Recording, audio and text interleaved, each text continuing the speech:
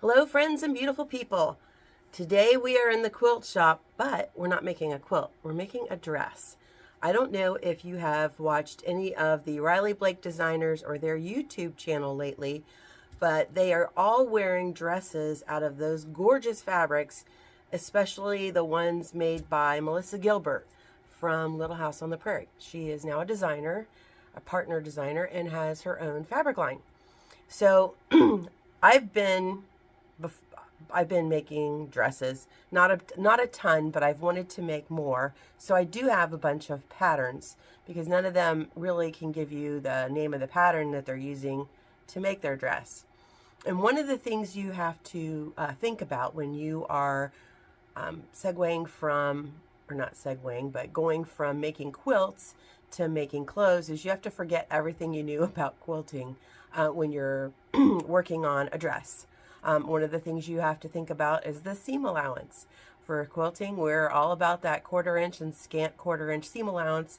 And with dressmaking or clothes making, we're at 5/8, or in the case of this, I think it's 1 1/4 for the hems.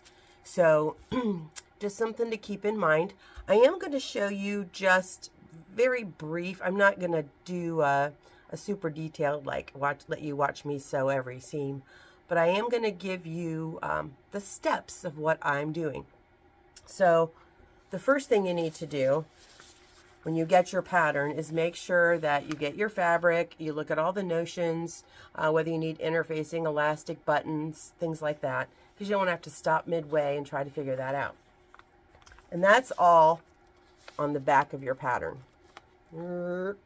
So I'm actually making just we've got an event at church Sunday, and I wanted to have a new dress for it. It's old-fashioned day, so I was just going to make one of my dress patterns and make a matching apron and call it a day. And then I end up with a dress that I can wear this winter because I don't have enough dresses for winter. So in my instance, I could have gone with a different size, but because of my chest size, I did have to go up a size. So you want to double check that, and you want to double check it with a bra that you ordinarily wear. Some bras make things flatter, some make them, anyway, we won't go there. But you just need to make sure that you're double checking that number with all your clothes on. That way you don't get this beautiful dress made and find out that it's too tight across the bust section. They always have on here the different sizes, and I know you can't see this up good, but just so that you know, up here's all the sizes, and here's going to be your yardage for what you need, and then they have the different views. So the dress on the front, and there's all the different views.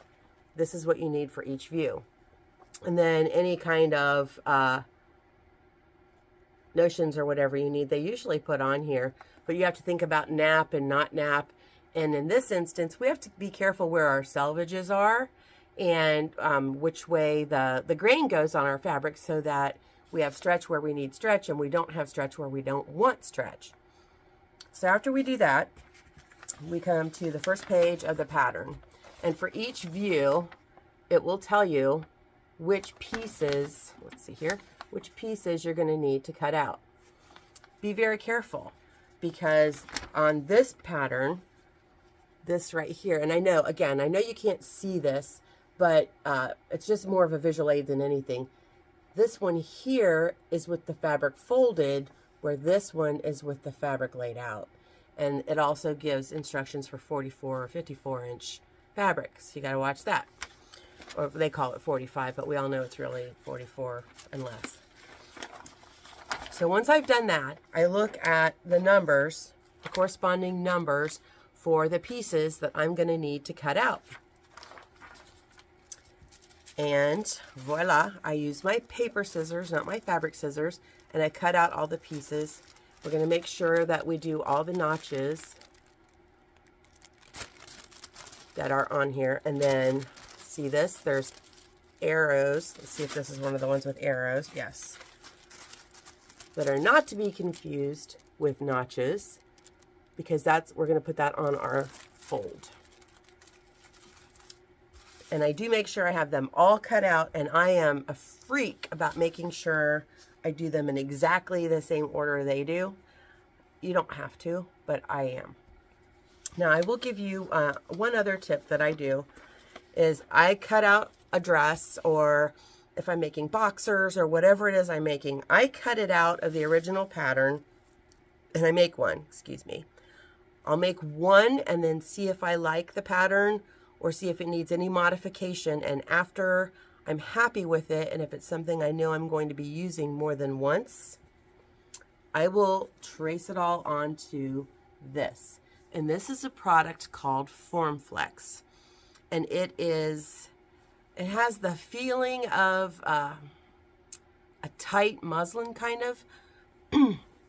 But on the back side, and I don't know that you're going to be able to see this, there's a little bit of a sheen to it. That's going to give it grip. And then on the top side, it's just more of that fabric feeling or a muslin feeling. So we've got this that we will use after, and that's a product called Formflex. Now, let's talk about cutting out this pattern. The first piece that I need to do on here is piece 7. And let me see if I can get you aimed down here.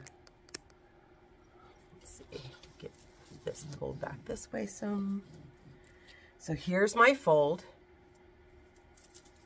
And I need to line up right on the fold. And rather than using stick pins or, your quilting pins or base, I use pattern weights.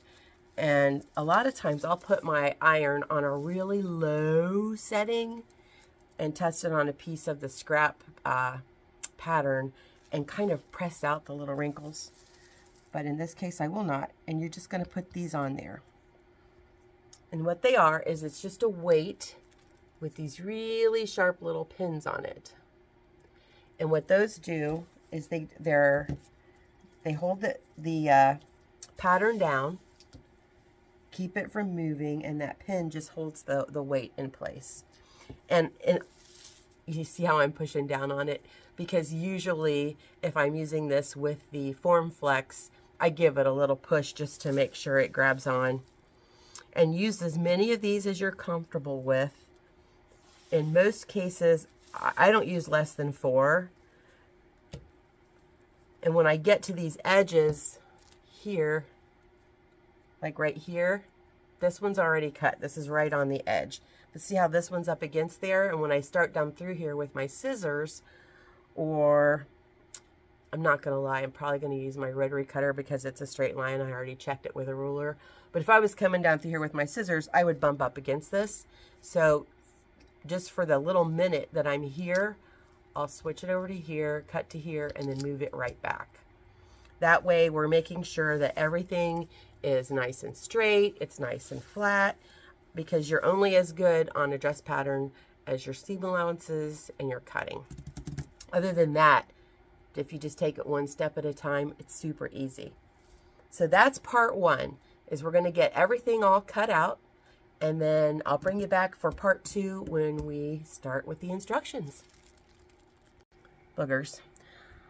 All right, now we're going to lay this on the pattern on our fabric, making sure your fabric is pressed, making sure that, and sometimes, and I don't recommend this, but sometimes I'll put my iron on a real low setting and iron out this tissue paper. I will do a little test piece with just a scrap piece of it, or I will put cheesecloth over it to press it out, and don't use steam, but just to get all of those little wrinkles out of there, because it gets really wrinkly in those containers. And I use pattern weights, and we do carry these in the shop. These are great. If I didn't have pattern weights, and if you don't want to use pattern weights, you can always go around the edges, whoops, let me come this way, and do all of your pins all down through here. And I find that to be a royal pain, and I get those little ziggy-zaggy little cut marks if I do that. I like using these. It's faster, they're heavy, they hold it down. Those little needles on the bottom, just poke right in there and you're off to the races. Now I am going to cheat on this one. I did check this side over here, and it is a straight line with a ruler, so I'm going to use my rotary cutter. Work smarter, not harder. My rotary cutter and a ruler to come down this side and to go down that side, and then I can do my notches later. But then the next thing we're going to do is we're just going to cut out all those pieces according to the pattern. You do have to watch your straight of grain and your width of the way that it's on your pattern. I've tried not to do that before. When I first started doing this, I was making my nephew a pair of camo pants, and that's a whole funny story for another day, but those things matter. You know, with a quilt, we're just cutting the lines and we're good to go. An example of that is my neck binding. My neck binding needs to have a little bit of stretch to it when I cut it out. So they put an arrow on here and they show you. I got to take this other little piece is so tiny that I pinned it to the neck binding. That little arrow is going to go on my grain so that I'm getting enough stretch from that fabric when I go to put the neck binding on. So I'm going to go cut out all my pieces, and then I will meet you over at the sewing machine, and I will show you another difference we have, and that is the 1/4 inch seam allowance that us quilters are so used to using versus what we're going to use in dressmaking. Because, holy moly, I just threw my stand across the floor. So quilters are used to using that 1/4 inch seam allowance. For dressmaking, we're going to use a 5/8 inch seam allowance, and to make sure I have that accurate, I have got a magnetic seam guide that I put on my sewing machine to make sure that that's there, and I'll show you how I get that done. All right, friends, we'll be back in a minute. Okay, friends, we are all cut out. The one thing I do want to warn you about is when we're cutting with scissors. If you are cutting out your pattern with scissors, you want to take long strokes.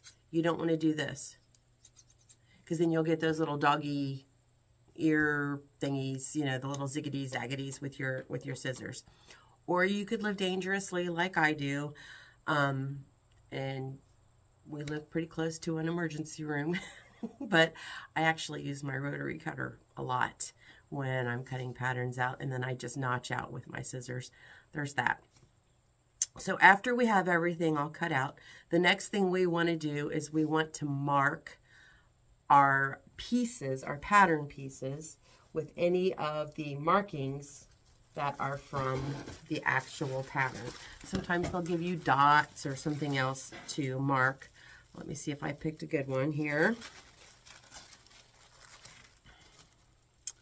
Nope. Let's see. Well, anyway, let's say, oh, there is. Okay, there is a dot. Okay, see this dot here? That is actually the center of my sleeve. And so when I'm looking at my fabric, let me see if I can turn you down here. Turn you down low. All right, so here is the top of my fabric, and I had actually made this video earlier with a different kind of fabric, but we changed it out because there's a particular fabric I want to use for my apron. So if we flip this over, we want to put that pattern so that we can mark that dot in the exact same place as it was on the tissue paper pattern. Now, there's different things that you can use to mark with. You can use Choco liners, and basically these, and I'll just write someplace where you can see, but see, we can't see that very well on this fabric, so that's not going to be a good choice in yellow. Let's try it in white. Again, not a good choice. This fabric is a really busy print, and I already did it in blue, so I know that this isn't going to be a good choice either. It's better. It's the better of what we've got there. I have in the past used a Sharpie. You don't want to do that really, because it could bleed through to the other side, or if it looks like it's okay, if you try it on a test piece of fabric and it looks like it's okay, things might happen when you wash it or put it in the dryer. So I don't recommend using a Sharpie. So then our other two choices are just good old standard pencils. These are chalk pencils. Even though this one looks like a regular pencil, it is a chalk pencil. And we actually use just sandpaper paddles to, which is really, they're really cool just to sharpen these. But if we put a dot with these, we still can't see it. Same thing with this. With my mechanical pencils, what I use a lot when I'm marking like corner to corner for half square triangles. So all of them are pretty much hard to see on this particular pattern, but I'm going to go ahead because I'm going to be pretty diligent about looking for the dot, and you're going to have to be anyway. And I'm going to go ahead and use probably my mechanical pencil, and I might like put a little bit of blue on there, but the blue's probably going to wipe off. But those are just some of the options that you have. The Choco liners are also available in a pink, and it's just like the white. So you have to use what works for you. I love Choco liners. I like using them for a lot of different things, so I have them in all the colors, and I really enjoy using them. The next thing we're going to talk about is the stitching. Now, the funny thing is when you're quilting, it's a 1/4 inch, and you use your 1/4 inch foot. The very first thing I have to do is sew a 1/4 inch stay stitch on the bodice, which is funny because I changed out my foot so that I could show you how I make sure I have a true 5/8 seam allowance, and that's what this is calling for here. So I'm going to turn you a little bit, trying not to make you dizzy. Let's get you down here so you can see my machine. Let's see how good this will do, if you can see this very well. So what I have is I have just my little 1-inch ruler, my 1x6. This is the guy I use to trace when I'm doing those corner to corner half square triangles a lot. On this, there are markings. There's the 1/2 inch is here, 1/4, 1/2, 3/4. The ones in between are your 1/8. So your 5/8 is going to be the one in between 1/2 and 3/4. And so what I'm going to do with my hand, not my machine, is I drop, actually let's do the needle first. I'm going to drop my needle down on that 5/8 line just so that it touches. We're not going to try to turn our, start driving, and then we'll drop our presser foot down on it. And what that's going to do is it's going to hold it in place and make it straight so that we can put our magnetic seam guide on, because you can't see it, but there's a little bit of a skosh over to the side of the foot, and I'm a freak about making things even.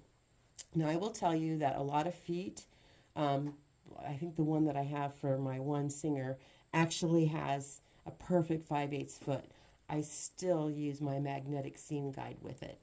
And all I do is I put it on the metal plate and I gently slide it up against that edge. And I want to do it so that I can still get in and out of my bobbin case. There we go, that's good.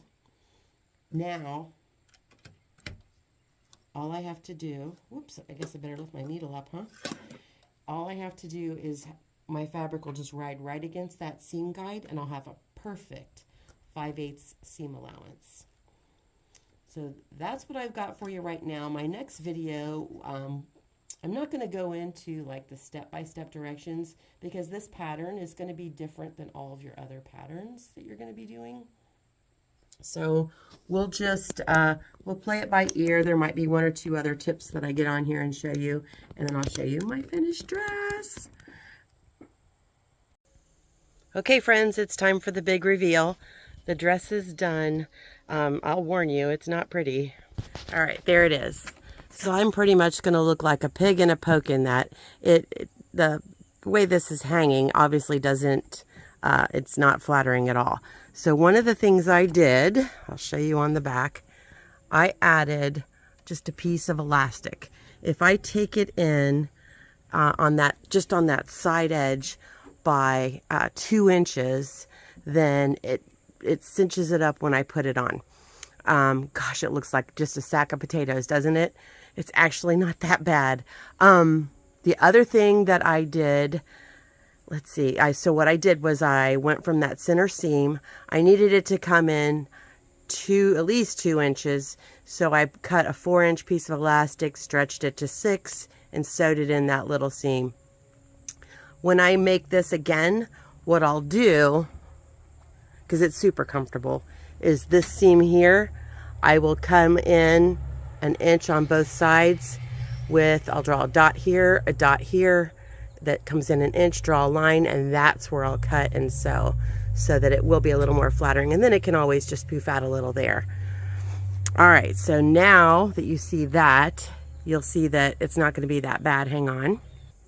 All right, so there's what it's actually going to look like Sunday, and I made a matching apron. The apron, so it all started, I was going to make a green dress. Green's my favorite color, but I wanted an apron for in my kitchen that matched, and my kitchen's red. And that goes back, I don't know, 30 years when I used to sell Longaberger and had red dishes, and I'm too cheap to replace them. So there you go. This was a super, super fun apron to make, and I already see myself making more. I changed up how the straps were on it, but I am tickled with the actual apron. So there it is, start to finish. Let me know if you want to see more detailed instructions for something like this. I just kind of wanted to do an overview, or if you want to see me making anything else, or just kind of these little sewing videos.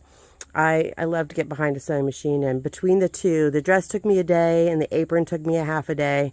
I got a day and a half in a new outfit. Till next time, friends, be blessed and be a blessing. Okay, friends, we're back with some more tips, and just going to show you a few things and what they mean on a pattern. You may know this, you may not. So we have a 5/8 inch seam allowance, and unlike quilting, we're going to press those seams open. One of the other things that we had to do was, I told you I had to use the 1/4 inch foot to do a stay stitch. And basically a stay stitch is you've got those rounded, you know, for your neckline, and you want to keep those from getting all wonky. So you do a stay stitch before you start working with it. Then we're going to do a gathering stitch. In a gathering stitch, I set my needle length on as long as it'll go. I pull out a tail on the first end. I feed it through from dot to dot. When I get to the second dot, I pull it out from under the machine and leave myself another long tail, and then you can just gather right along there. One of the other things we do is a narrow hem stitch. A narrow hem stitch, like on this back here, I had to sew a seam, and then this top part, so if you can imagine it, the button will be up here. So this part here was left open so that you could get your big old head through there. So what we do is I folded, when I did this ironing here for this open, I did it all the way up. And the narrow hem stitch, I actually take that raw edge, tuck it under into that fold, and then do just a little stitch on the side, which is your narrow hem stitch, just to hold it all down. So that's what that one is, and I'll show you what an understitch is later, because I saw that I'm going to have to do one of those. Another tool I wanted to show you that I use, it's not necessary, I mean, it's not like you have to have this in order to do it, but this is one of the best tools ever. This is a sewing gauge, and if you see this, you can actually you can draw circles with this. I don't know, that's the one thing that I know a lot of people might not know, is you put your pen in this little hole, and then you put your pencil where you want it to be, how big your circle is, and you just draw right along the paper. So that's kind of cool. But what we're using it for, it's metal. You can iron it. I need to press under my neck band, it's actually called neck binding, 3/8 of an inch. So what I do is I'll set this on 3/8 of an inch. It has the same kind of markings that the little white and yellow ruler does. So see that? I set it on 3/8 of an inch, and then I'm going to put it on my, and you might not be able to see this part right now, but that's going to tell me how far to fold see here, I'll get it set up and then I'll show you.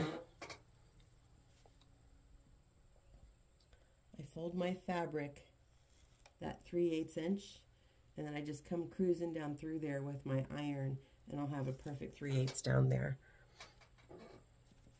If I'm making curtains or something, I usually just wing it, but with a dress, I guess I'm going to be seen in public, so I should probably do a little bit of it according to the rules. We all know I don't follow rules very well. And that's it for right now, and when I think of more, I'll be back. Okay, friends, it's time for the big reveal. The dress is done. I'll warn you, it's not pretty. All right, there it is. So I'm pretty much going to look like a pig in a poke in that. The way this is hanging obviously doesn't, it's not flattering at all. So one of the things I did, I'll show you on the back, I added just a piece of elastic. If I take it in just on that side edge by 2 inches, then it cinches it up when I put it on. Gosh, it looks like just a sack of potatoes, doesn't it? It's actually not that bad. The other thing that I did, let's see, so what I did was I went from that center seam. I needed it to come in at least 2 inches, so I cut a 4-inch piece of elastic, stretched it to 6, and sewed it in that little seam. When I make this again, what I'll do, because it's super comfortable, is this seam here, I will come in 1 inch on both sides with, I'll draw a dot here, that comes in 1 inch, draw a line, and that's where I'll cut and sew so that it will be a little more flattering, and then it can always just poof out a little there. All right, so now that you see that, you'll see that it's not going to be that bad. Hang on. All right, so there's what it's actually going to look like Sunday. And I made a matching apron. The apron, so it all started, I was going to make a green dress. Green's my favorite color, but I wanted an apron for in my kitchen that matched, and my kitchen's red. And that goes back, I don't know, 30 years when I used to sell Longaberger and had red dishes, and I'm too cheap to replace them. So there you go. This was a super, super fun apron to make, and I already see myself making more. I changed up how the straps were on it, but I am tickled with the actual apron. So there it is, start to finish. Let me know if you want to see more detailed instructions for something like this. I just kind of wanted to do an overview, or if you want to see me making anything else, or just kind of these little sewing videos. I love to get behind a sewing machine, and between the two, the dress took me a day and the apron took me a half a day. I got a day and a half in a new outfit. Till next time, friends, be blessed and be a blessing.